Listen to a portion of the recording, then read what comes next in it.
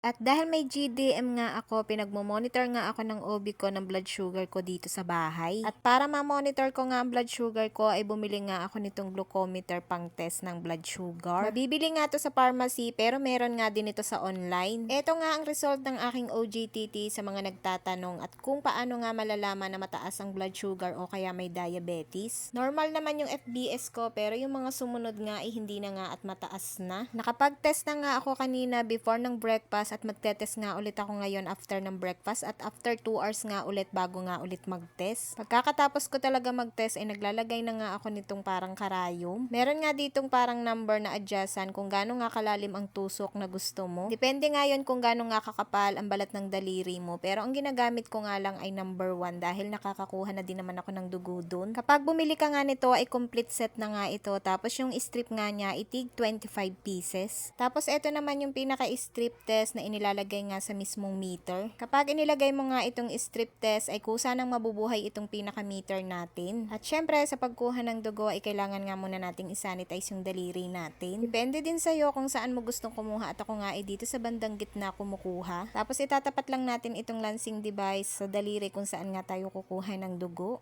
Tapos hindi ko nga muna kukuhaan yung unang labas ng dugo at yun sa pangalawa nga ang kukuhaan ko. Bali pupunasan ko nga muna yan pagkatapos magpipiga nga ulit ako ng panibago. Tapos itatapat lang natin tong meter at kusa na nga yung hihigop ng dugo pagkatapos mag-aantay nga lang ng 10 seconds at lalabas na nga yung result. At eto na nga ang result at grabe bagsak na naman ako. Kanina ngang umaga before breakfast ay bagsak din ako dahil sa halip na 95 ay 97 nga ang nakuha kong result. After 2 hours nga ng breakfast ay magte-test nga ulit at dapat ay makakuha ka lang ng 120 at eto nga ang nakuha ko 210. Dahil siguro yun sa kinain ko dahil ang almusal ko nga kaninang umaga ay biko. Para nga pala sa nagtatanong kung ano ba daw sintomas ng may GDM, ako po kasi kapag kumakain ako ng matamis ay nahihilo ako tapos mabilis ako mauhaw at mayat mayay ihi talaga ako. Sa pagmamonitor naman ng blood sugar ko ay 6 times a day nga ako pinagmamonitor ng OB ko. Tapos ang binigay niya nga lang sa akin na score 30 minutes before breakfast, lunch at saka dinner ay dapat maka 95 lang ako at hindi pwedeng tumaas dun. After 2 hours naman ng pagkain, kailangan maka 120